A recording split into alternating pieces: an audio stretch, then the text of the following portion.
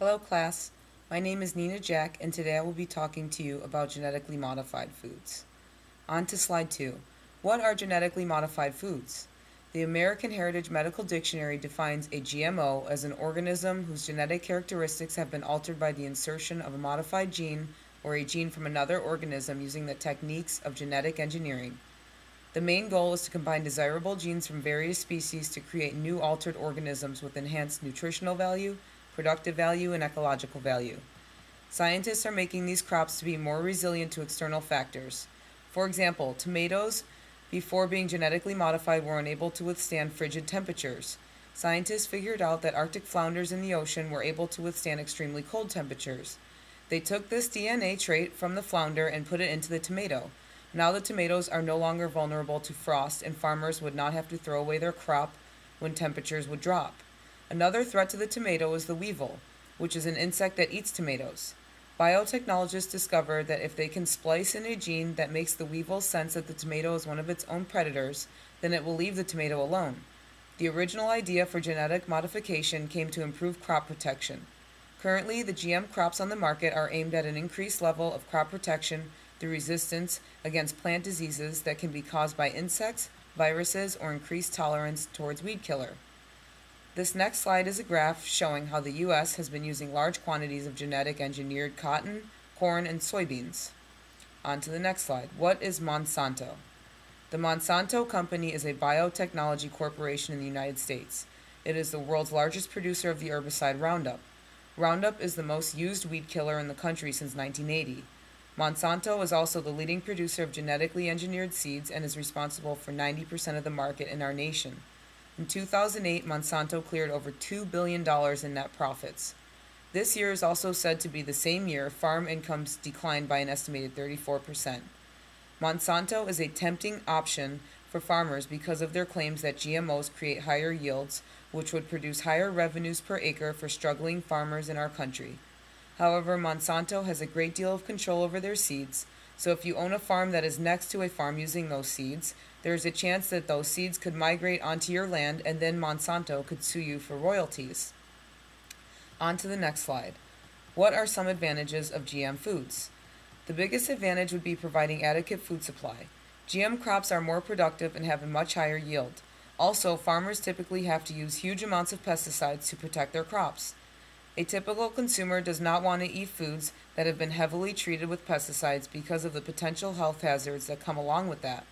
Also, on some farms it is not cost effective to physically remove weeds, so farmers will often spray large quantities of herbicides to kill the weeds.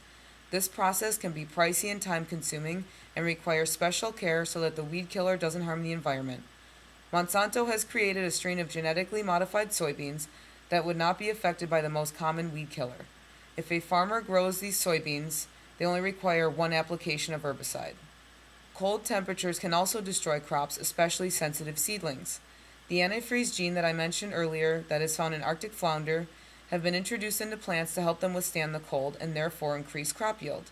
Malnutrition is another problem common in many third world countries where the population may rely on a single crop, such as rice, as part of their main diet. Typically, rice contains no vitamin A content, and as a result, approximately 2 million children die each year from vitamin A deficiency, and some can go blind. A campaign called Golden Rice was started to genetically alter rice so that it could produce enough vitamin A to avoid these deaths and disabilities. Scientists can also make these foods taste better. Another benefit is that foods are more resistant and stay ripe longer, so now it becomes easier for shipping long distances or being kept on shop shelves for longer periods of time. Lastly, medicines and vaccines are often costly and may require special storage. Scientists are now developing edible vaccines that can be grown in potatoes. This would make vaccines easier to ship, store, and administer. The next slide shows some disadvantages of GM foods. The biggest danger with GMOs is that scientists can choose which genes to manipulate, but they don't know where in the DNA to precisely insert these genes, and they have no way to control gene expression. Since genes don't work in isolation, changing a few can make the organism unpredictable and cause different effects under different circumstances. Also, GM food companies don't label their foods, so the public have no idea if the products are modified. Not labeling these products is unfair to the consumers, who should have the right to know what they are purchasing and whether it's GM food or not. Another problem is that pesticide-resistant crops could cause superweeds and superpests to grow stronger, which would mean we would need stronger chemicals to destroy them. Also, GM crops could cross-pollinate with non-GM crops and create ecological problems. If this ever happens, GM foods containing vaccines, antibiotics, and contraceptives could turn into a human health tragedy. Another fear is that bacteria in the human digestive systems will pick up the antibiotic-resistant gene that are found in GM foods.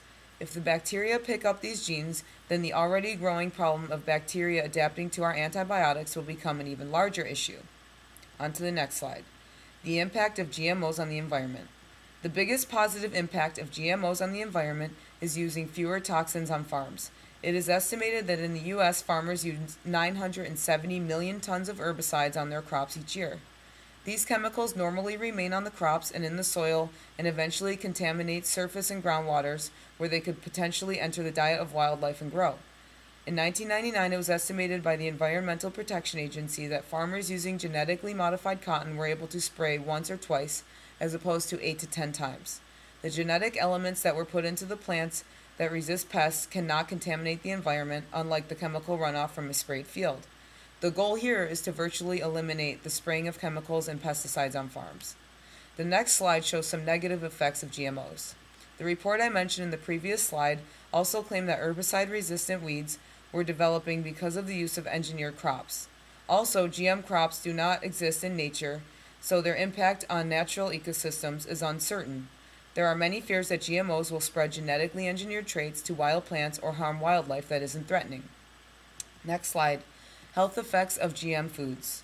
Recently, a study revealed that 3 of Monsanto's products cause kidney and liver damage in laboratory rats. Scientists also discovered damage to the spleen, heart, adrenal glands, and the blood of the rats that consume their corn product. Also, Morgellons disease may be a result of eating GM foods. This disease was described when a woman saw her 3-year-old son's rashes and itchy sore eyes, which produced multicolored fibers emerging from his skin. These fibers contain DNA from both a fungus and bacterium, which are used in commercial preparation of GMOs. At times, these symptoms have been so unbearable that people suffering have committed suicide rather than deal with the pain. These people have the feeling of something like an insect constantly crawling beneath the skin. Unfortunately, there are no specific tests that are required by the FDA to determine these foods' safety. The FDA does not approve the safety of GMOs, but acknowledges that the developer of these foods has claimed that the products are safe to eat. Scientists have known for a long time that GMOs may cause allergies. However, there are no tests to prove in advance that a GM crop is safe. The reason there are no tests is because normally people aren't allergic to a food until they have eaten it several times. Health experts often say that the U.S. population is being used as guinea pigs in an experiment when it comes to testing out long-term effects of GMOs. In 1994, the FDA approved a Monsanto growth hormone that was injected into dairy cows and forced them to produce more milk. The milk these cows were producing posed serious hazards for human breast, prostate, and colon cancer. A number of studies show that humans with high levels of the hormones in their bodies were more likely to get cancer. Next slide, the future of GM foods. Future of GM foods will likely include plants with stronger disease or drought resistance, crops containing higher levels of nutrients and vitamins, fish species with enhanced growth characteristics, and plants or animals producing important proteins such as vaccines. Conventional farmers will continue to suffer as a result to this growth of GMOs. They are having a hard time keeping up with the farms that grow genetically modified products, and their income is taking a hit. Final slide is recommendations. Although genetically modified foods have the potential to solve much of the world's hunger issues, malnutrition problems, and to help preserve the environment by increasing yield and reducing the cost of pesticides, I do not think that enough testing has been done to affirm the safety of these products. The future for the government will be extremely challenging when it comes to safety testing, food labeling issues, and regulation. Many feel that GMOs are the future and we can't afford to ignore a technology that can reap so many benefits. However, we need to proceed with caution in order to avoid causing unintended harm to our health and the environment as a result of our interest for new advancements. Thank you, class, for your time, and please don't hesitate to post any questions.